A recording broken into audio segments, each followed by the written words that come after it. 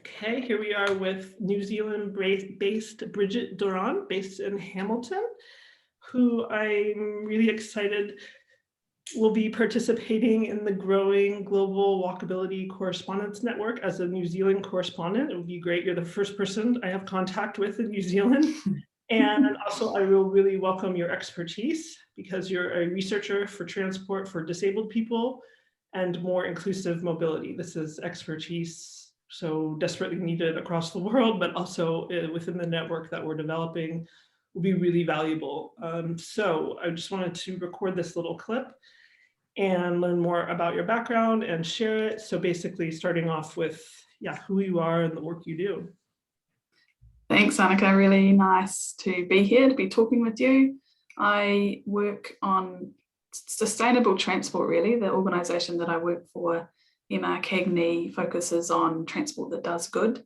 And so my work is, well, I have this experience now in working with disabled people, promoting their voices in transport, but my work covers a whole raft of sustainable mobility, policy, planning and design projects for government, locally and nationally in Aotearoa, New Zealand. I came from a civil engineering background and my doctorate was in cognitive psychology, driver behaviour, but I like to work on projects that require me to understand how traffic engineers think and behave. That's my kind of mission, is to unpack the system so that we can define its gaps and work on ways to change it, not just project by project, but by shifting the behaviour of everybody working in that system, professional transport planners and engineers, to do better and to recognise gaps and blind spots that they might not have known about before. Okay, that's really fascinating. So I love this. Your work deals with shifting the behavior of everybody working in the system. So at Pedestrian Space, with the media I create, I'm often thinking of the individual person and engaging the public. But your work, I really value that you're working this level of professionals who are shaping our transport systems and shifting their behavior. So what are some of the specific challenges you have faced, are facing, and see in general with shifting the behavior? I think it's been known for a long time that we have a lot of biases in transport planning. We have, in a lot of Western cultures like Aotearoa, New Zealand, car-centric planning. In fact, I did a cross-stitch last year for my office that says car-centric planning can get in the bin. I like to metaphorically put things in the bin, and we don't even realise we're doing it a lot of the time. But even in the last week in my home city of Hamilton, we had a proposal for pedestrian improvements to a large roundabout, cancelled by our council because it was going to cause traffic delays. They called them unacceptable delays and congestion to traffic. So the safety and convenience for people walking is demoted. And that's the kind of issue that I like to think about. Well, why is it that the traffic model got to decide how we want our people to move around? How safe and inviting we want places to be. So that's where my thinking goes, not to slam the decision makers because they are simply working within the system as they understand it, but to question why it got to that point and what are the levers that we can push, where is the power in that system, and what information and tools and help can we give to the people in that system to get a better outcome.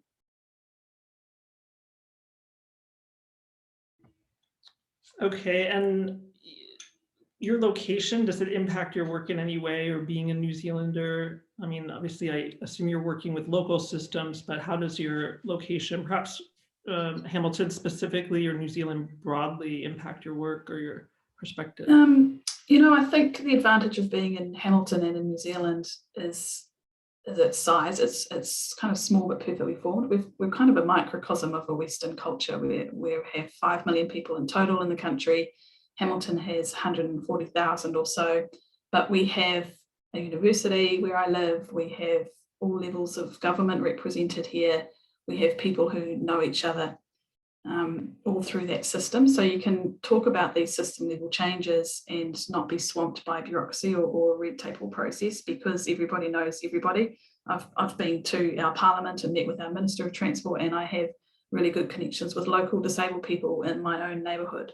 So we can connect right through, and that's where I think the advantage of being in Hamilton comes through in terms of how it's affected my work. I like to promote the voices of the most marginalised people at those highest level policy conversations, and that's a connection that I think is quite rare in the world, being able to do that right through.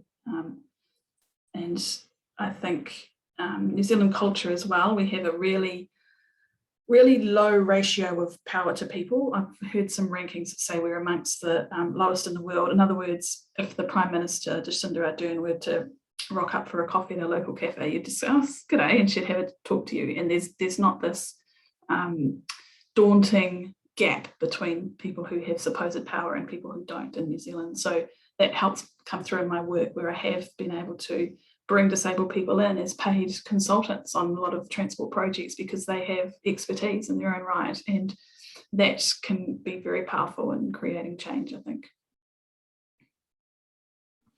That's fantastic. We were talking earlier before we started recording about something called ableist, an ableist approach to mobility, which I understand, but I think you can describe really well as probably part of your work. So how do you describe what an ableist approach is to mobility and how it has probably affected the years of shaping cities? Yeah, so ableism is a bias where we don't recognise that not everybody can navigate cities the way that I can as a non-disabled person. And humans have all sorts of biases, and we can't get rid of them all. It's just part of the human condition. We have habits and ways of seeing things that help us to function, because if we saw everything as it actually is, it would be very overwhelming and difficult to go anywhere or do anything. So we use biases to function and to get stuff done. But ableism is problematic because it means we perpetuate decision making that favours people who can, people who are not, who've historically not been ignored. So when we have sidewalks, for example, and we have what we call a curb cut, which means that if you have small wheels, you can cross the street. We don't even know, we don't map or measure or monitor where those curb cuts are on our street networks. So we don't know where, for example, someone using a wheelchair will be able to cross the street. And because we don't know that, we don't see any problem with it. We don't see the limitations that we've built into some people's mobility over time. And it comes through in other ways as well. For example, an autistic person who I've talked to, she needed really good structure and routine and consistency in the design of streets, and didn't like crossing large car park spaces, for example. So we all have those in our large suburban centres, big swathes of car park and asphalt. And a lot of us can kind of walk across those from our car to the shop we want to go to, and it's not pleasant, but it's not a barrier. Well, for some people it is a barrier. And because we are ableist, we don't see that as the big problem that it actually is. So there are infrastructure facts and facets that really prevent some people's participation. And ableism means we're not even interested in uncovering what they are, let alone going through and fitting them, retrofitting better design. We tend to go and invest in new roads and new growth in the way that we've always done it before we look back and recognise past mistakes and undo them. So that's what ableism is. It's perpetuating design that doesn't work for everybody. And a huge part of it is not involving the people who benefit most, and disabled people, in those conversations and decision making. I like how you described that you've been able to bring in disabled people as paid consultants for the work as they have experience. And I think this will be really interesting. Also, speaking of the network I'm developing, I'm excited to have you come in, because I think there's a lot of momentum among people that are really interested in walkability for inclusion too. There seems to be a real growing awareness of this. So during the span of your research thus far, have you seen a change into understanding that, a greater understanding and appreciation and drive for inclusive mobility? I have seen a change. I think in Aotearoa, New Zealand, the biggest change has been in the planning and policy conversations, inviting disabled people in. So it feels like the start of the necessary system change, and it takes a long while to see that change manifest in inclusive streetscapes, for example. But there is certainly a lot more research and policy and planning language that is increasingly inclusive, which I think is really promising. So I think partly because we have a shift over time in New Zealand. For example, the language of planning and transport has gone from traffic and networks to people and well-being, at least at the policy level. That's what we say we want. So for that to filter through into the everyday decision making is the next step, and that's where my work sits, really, at that interaction of policy with outcomes. We can write the nicest policies in the world.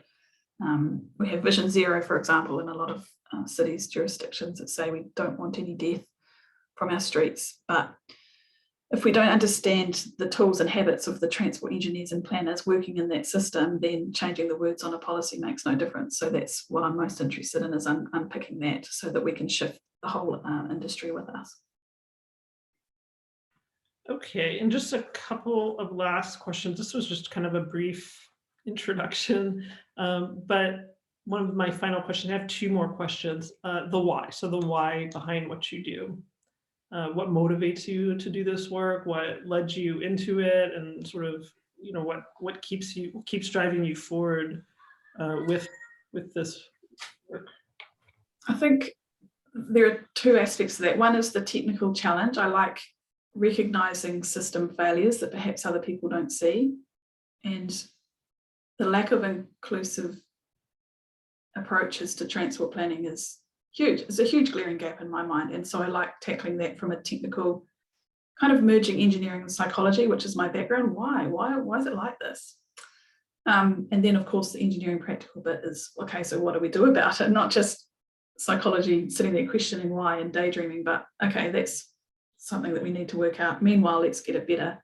So there's that system technical aspect to it, but also working on inclusive access is all about people. And every single conversation I have with a disabled person who struggles to move around or finds moving harder than I do, it always grounds me in that why. This is exactly why we're doing this, to make it fairer. It's about justice, really. And if it's so easy for me, why not other people? And, you know, also myself and my family, we're only one incident away from becoming a disabled person ourselves. This is not a fair, it's not even, it doesn't even make sense to have a transport system that doesn't work for everyone, never mind fairness. It just doesn't make any sense for it not to work for everybody. So there's that technical system angle, and also people and every disabled person I talk to is my motivation. That's wonderful. And earlier you mentioned a conversation you had with an autistic person and their challenges moving across a parking lot. My eldest child is autistic, and he's actually only 8, so he's still a child. And so I observed him moving through the city.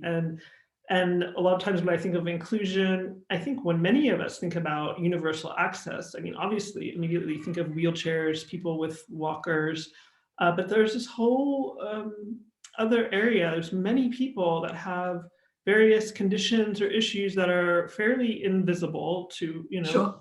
and that affect the way they interact with environment, of which I'm not an expert, but of which there are people that work with these issues, yourself included. So I think it'll be really interesting maybe to later on, you know, have you hosted as a like a speaker featured on a webinar about that very aspect, planning for the range of inclusiveness, which many of us don't even know what that range entails because we're not thinking about it. You know, we're just busy with our day, our own mobility needs. So I think that would be really interesting to learn more about.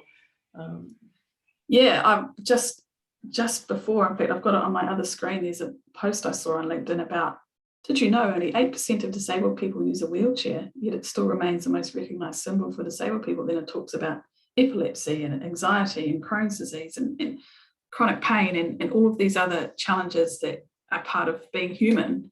And I think, yeah, increasingly trying to bring that into my work to recognise what we can do in transport planning to be inclusive in its broader sense, how we know whether we've done any good, and that can only be by talking to people about where they do and don't go and what's easy and what's difficult for them, and then comparing that to a non-disabled person to uncover these gaps and this bias that we might have. So again, it's involving disabled people themselves as much as we can, so that we learn more about what we don't know and what the most urgent next steps are.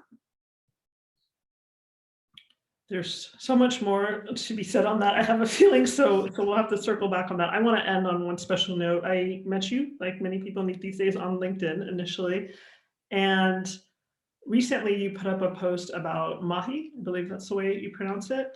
So I want to end on that note because you put it up. I'm here in Poland, obviously watching the news with fairly bated breath. You know, some days a lot of challenges focusing, and you put up a post about mahi and this concept of mahi and the nature of work, and work, you know, can work as activism as well. And it was very centering for me. I remember that carried me through the week, really. I have to thank you.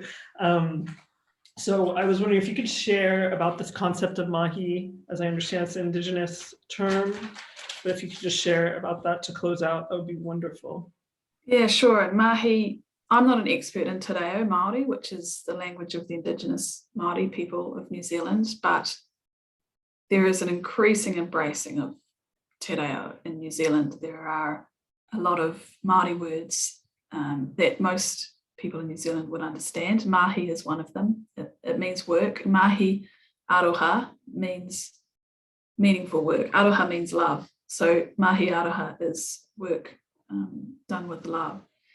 And mahi tahi is collaboration, so coming together. And so I think of mahi aroha tahi as compassionate collaboration of doing something that's worth it, because why wouldn't you? And I think increasingly in the world, it is grounding, like you say, to remind ourselves that the work we do is so meaningful and it's not separate from our lives. It's intrinsic to our lives and the lives of others. And it's especially rewarding because a lot of this work we're doing is for strangers. It's not necessarily for people we know intimately, but when you work as a transport planner, although it's not as direct as a doctor in a hospital, we're working to help people to live good lives and to thrive and to be included. So reminding ourselves of that, reminding ourselves to breathe and to carry on is really the only way we're going to keep going. So I think this network that you're building and the collaboration, the warmth that we can see through social media is boosting all of us up. So yeah, it's just a pleasure to meet you and to be part of it. All right, thank you as well for sharing that post. I will carry it through my life. I mean, it's a concept to carry through life, and I look forward to further communication with you, and thank you for your time today. Wonderful, thanks, Annika.